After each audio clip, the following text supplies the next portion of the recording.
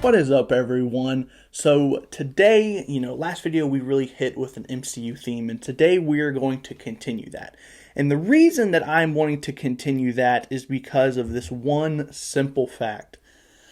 The MCU, and truthfully also Marvel Comics, is always constantly evolving. It's always constantly changing, and it's always constantly shifting something about it in one way or another.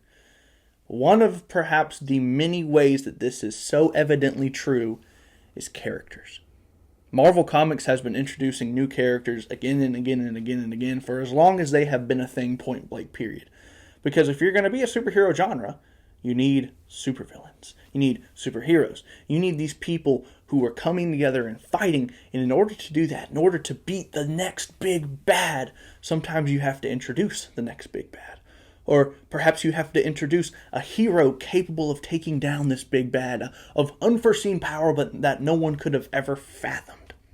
And the same is also true of the MCU. Of course, the MCU for the most part has introduced us to already established characters that they are now bringing into a live action role, which in some cases has worked great. Because obviously we have iconic characters played by iconic actors at this point.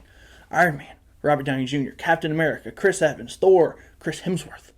And at the same time, we also have characters who perhaps didn't translate that well into the MCU and have actually become not exactly the most beloved characters of all time. And I'm not going to mention any names.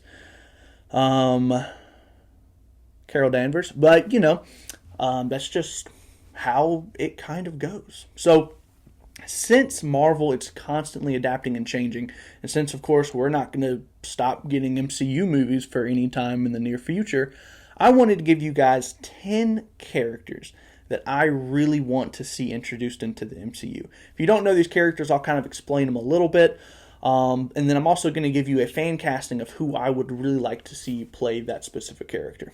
So, the first one we're going to be starting off with is Hyperion. Hyperion is probably the closest thing Marvel has to almost kind of like a one-for-one on Superman. Of course, Superman's planet blew up, he ended up here on Earth. Hyperion kind of has a similar backstory. His universe blew up, and he ended up in the 616 universe. So, the thing about Hyperion's character is, like I said, yes, he's very similar to Superman. Flight, strength, speed, durability. Loads of other abilities very similar to the Man of Steel. Also, there's been a whole bunch of different iterations of him.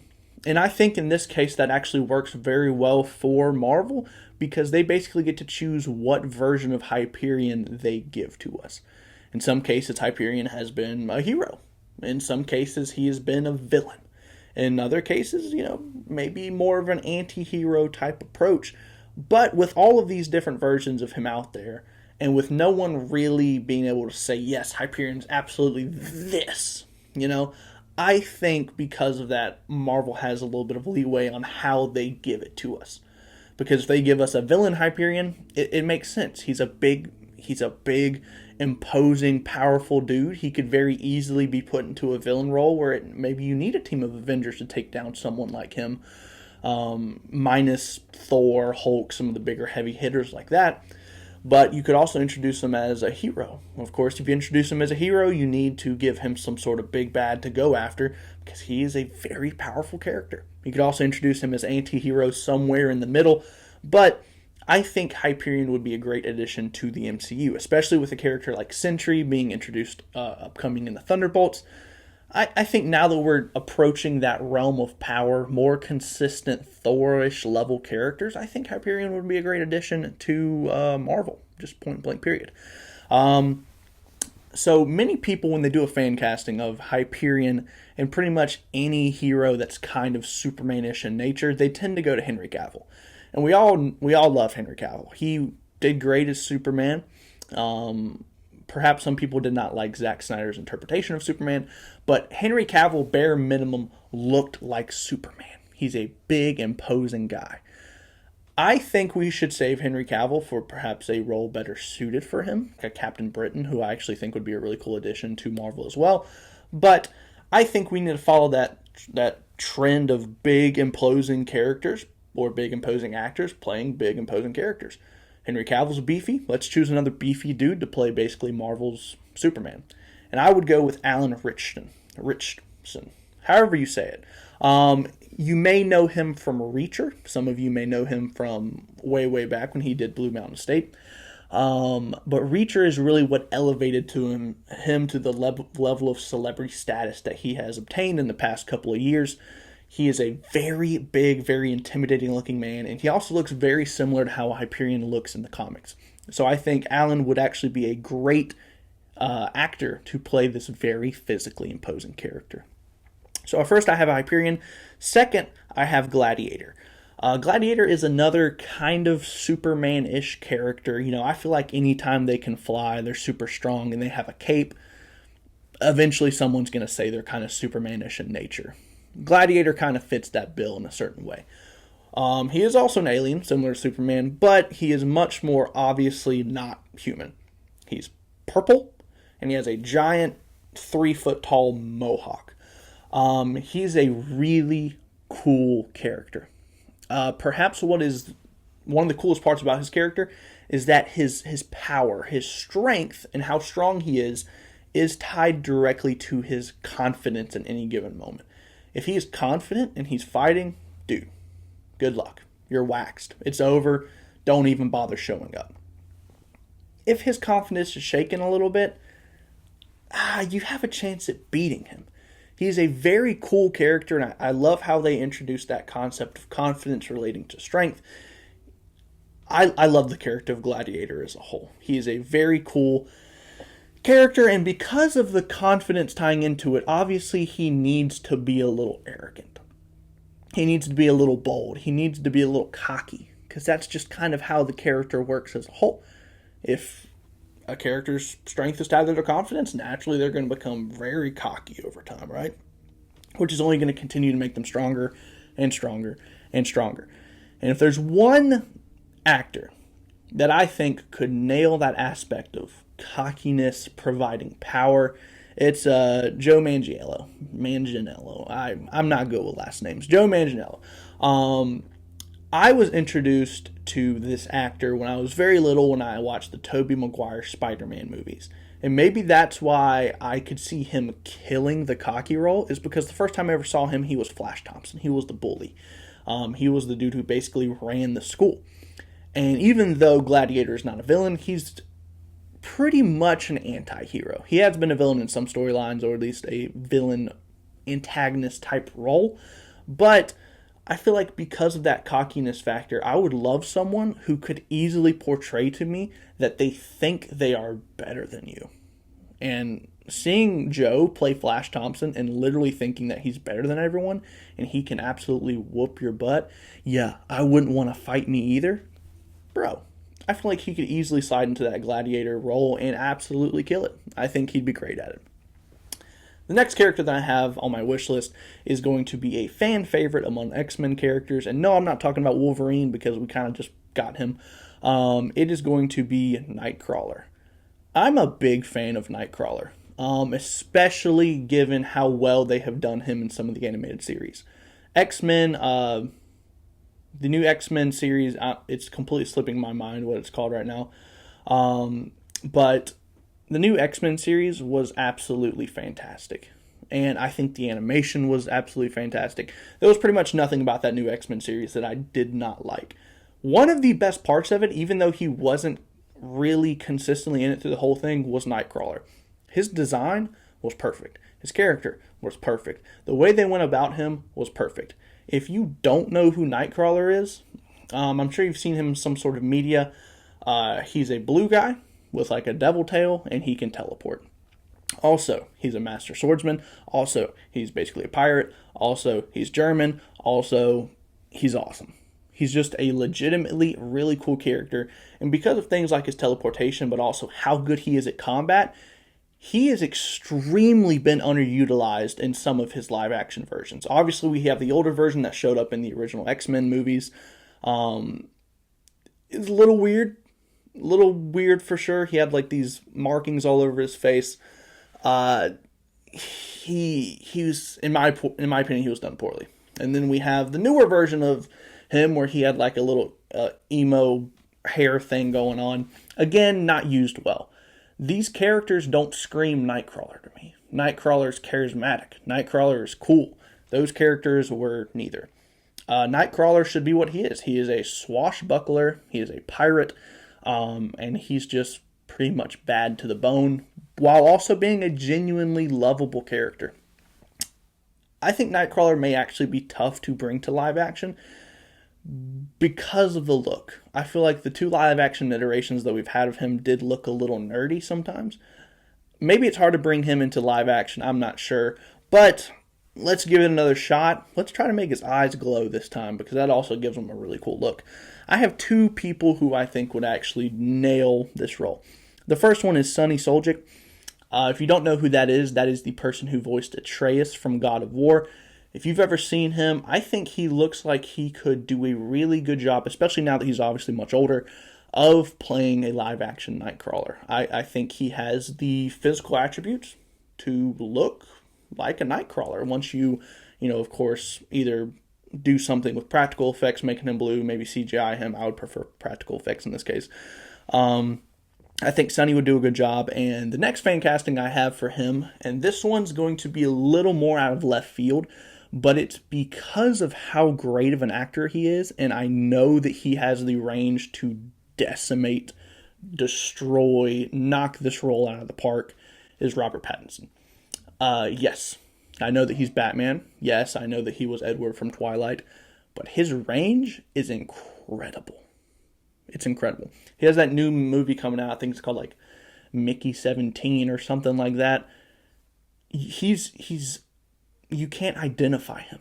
Like his presence is different. His voice is completely different. He has incredible range. I think if you told him to be Nightcrawler and he went out and did his research and read the comics and looked at the show, I think he would come back as Nightcrawler. I legitimately think he'd do great. And because he is more of a lanky guy, I feel like he's also in a physical state where he could play a Nightcrawler really, really well. Obviously, he beefed up for Batman, but in general, he tends to be more of a lanky guy, and I think that'd work perfectly for Nightcrawler.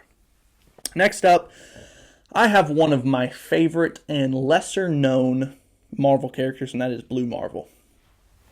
Again, kind of a Superman-like character, which, like I said, is kind of unavoidable once you put a cape on somebody. But imagine if Superman was Superman. He was wearing a mask the whole time. He was saving the day. Dude, people loved him. He was the superhero of superheroes. And then one day, and of course this would be a little bit further back in time, hopefully, one day his mask rips when he's fighting someone and everyone sees that he's a black guy. And because of that, they start not liking him. And obviously, Blue Marvel's character was set up a little bit further in the past where racism was a much more outwardly thing that was just prevalent throughout all of society in a very obvious way. Segregation, things like that, of course. But as soon as they saw that he was a black guy, he was just like, I'm out. Like, I'm dipping. And I think that'd be such an interesting thing to explore in a character is, what if Superman was rejected, but not because of anything he did, but because of society? Like, what if society was just like, oh, you're doing a great job, but you don't look the way we want you to? Hit the road. And the thing about Blue Marvel is that he's actually pretty old, because of all, obviously I've already said things about time settings, but he ages very slowly. I think he's around like 90-ish years old. I think a great guy to play him would be Ernie Hudson. Ernie Hudson, you maybe remember him best from the original Ghostbusters series. I think he looks about the age that Blue Marvel would, but Ernie Hudson also still looks like he can move pretty good. He's in good shape.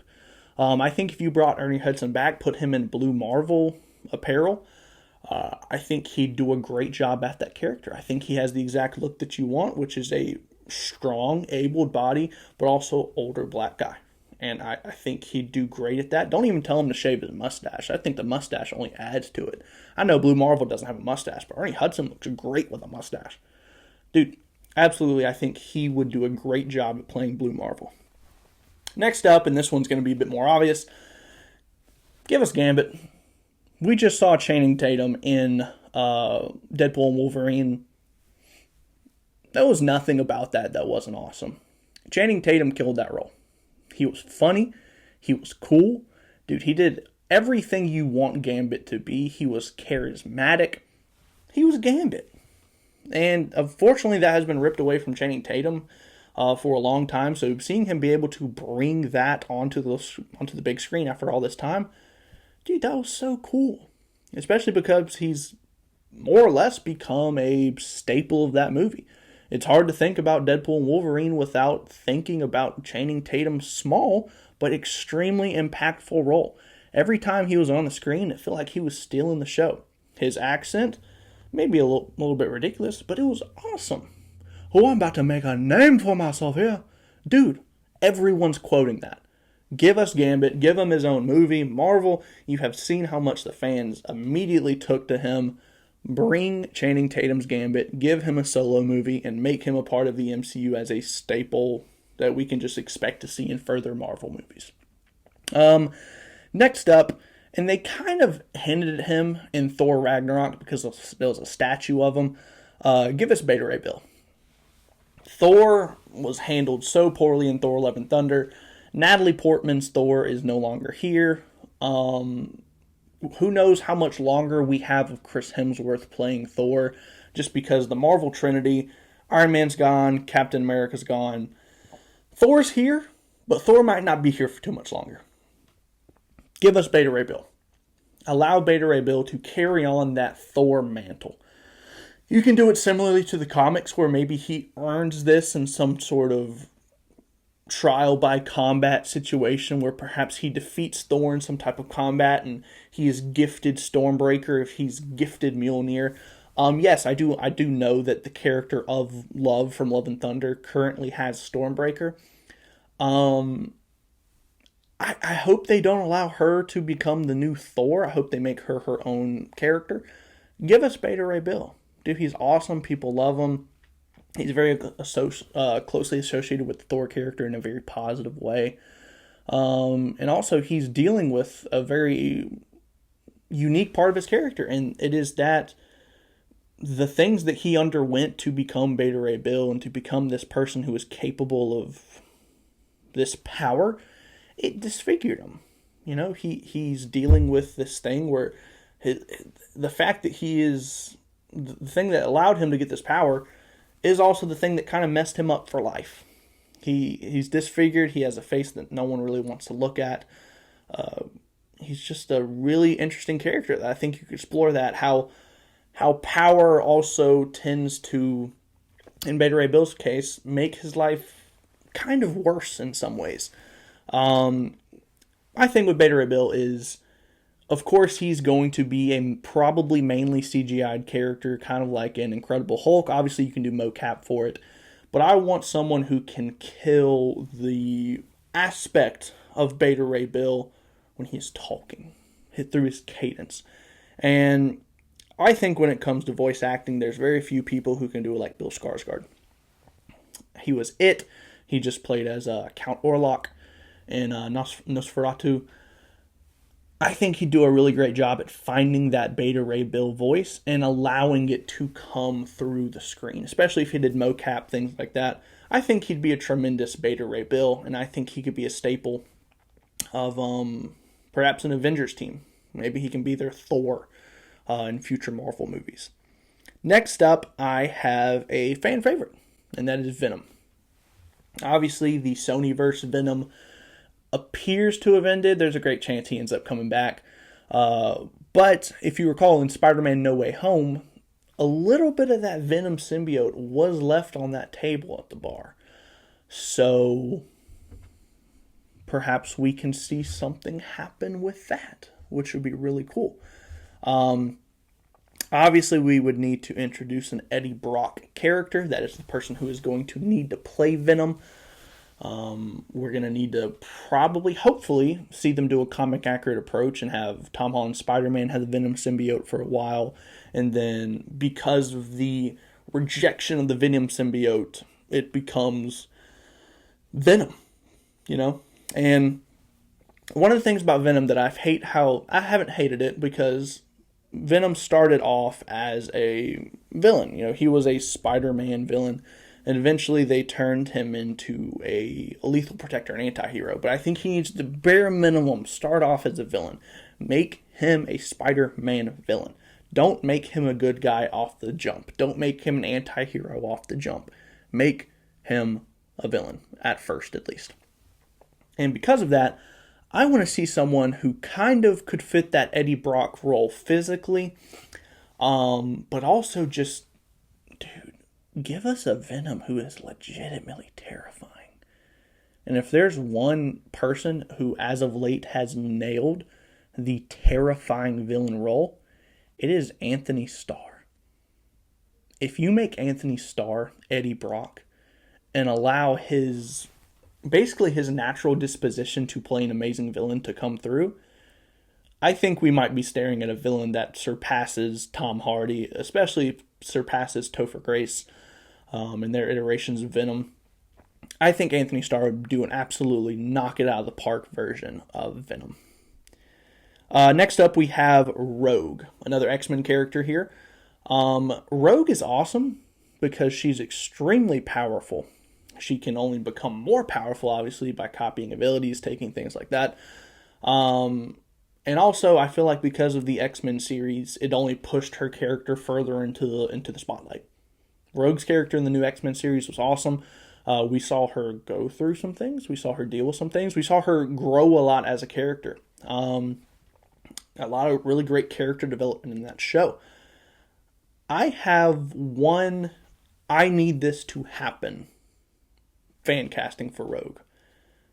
Give me Elizabeth Giles. Elizabeth Giles. She looks like Rogue. She looks like Rogue. Let her practice her country accent. Throw a Rogue costume on her. Let her be the awesome Rogue that we all know. I think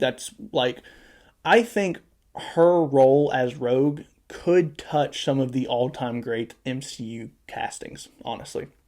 I think she'd be up there as far as this was an absolute knock it out of the park because not only is she's a pretty good actress, she's a legitimately good actress, but she just looks the part as well. Like I said, give her a while to practice that country twang, and just sit back and watch as she is one of the best rogues you've ever seen in your entire life.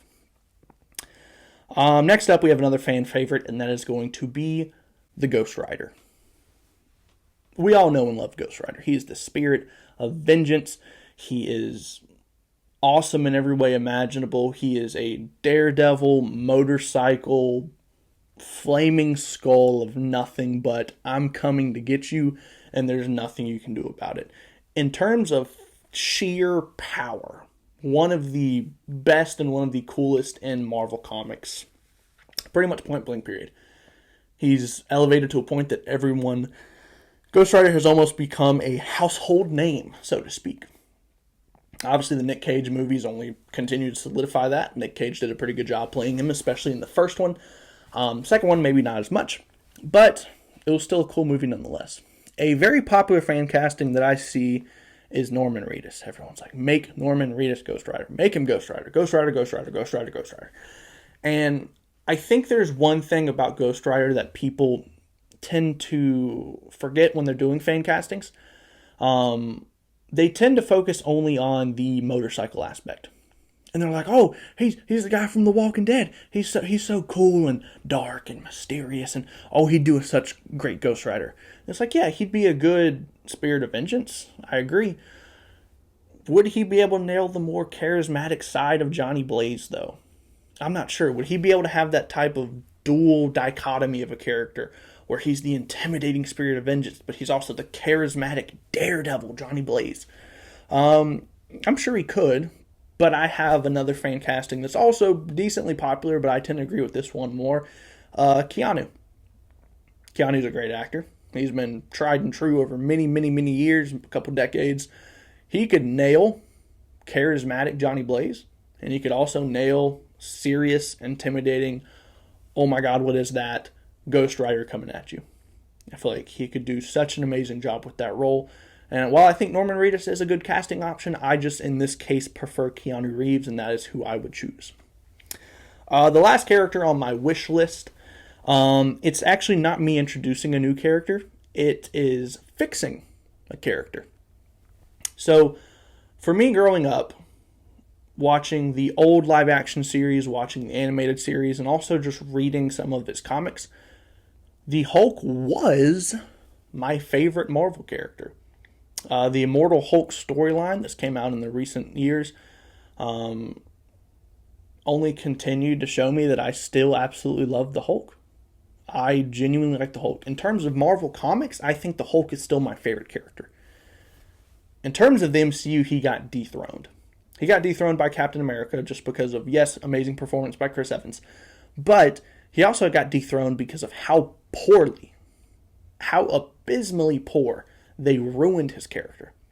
They made Hulk strong for about 2 movies, and then after that, he was getting his butt whooped. He was a baby. Now he's smart, and he's not as strong or as cool anymore. They pretty much made She-Hulk look stronger than him, which is not how it should be. He is the Hulk. He is the guy. They made the Hulk kind of a joke, in my opinion. Hashtag make Hulk great again. I want to see Hulk be the Hulk. And how do you fix this? How do you bring him out of this smart Hulk? Him and Bruce Banner have this thing all figured out where now they're merged and they're this almost kind of like this dark green type character. Make him World Breaker. Do something with Mark Ruffalo's Hulk that makes him so mad that these two personalities become split again and Hulk just takes over. It doesn't need to be permanent because obviously World Breaker Hulk is far too powerful to be a permanent state of this character. But bring World Breaker Hulk into play. Let us see one of the most powerful versions of Hulk ever, at least for just a limited time. And then have that be something that causes Bruce and Hulk to then become 2 different personalities once more. Make Hulk Hulk. Make him a terrifying, green, muscle-bound monster that everyone is terrified again. In the first Avengers movie, Black Widow was horrified when she saw him. A stone-cold trained assassin was shaking and huddled up in the corner because the Hulk was running around. Bring back that. Bring back the Hulk that terrifies. Bring back the Dr. Jekyll, Mr. Hyde. Make Hulk great again. I'm very passionate about this one because, like I said, Hulk is my favorite Marvel Comics character, and they ruined him in the MCU. We have Captain America Brave New World coming up.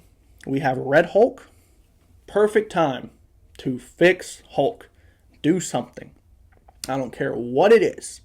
Maybe Betty Ross pops back up in the movie since her dad's there. Maybe she dies. Maybe Mark Ruffalo's Hulk sees that.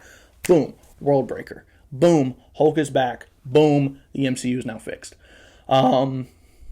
But, yeah. That is my wish list. Of course, if I had time, I'd probably have about 3 times the amount of characters or suggestions that I do here. But I'm going to limit it to 10 right now.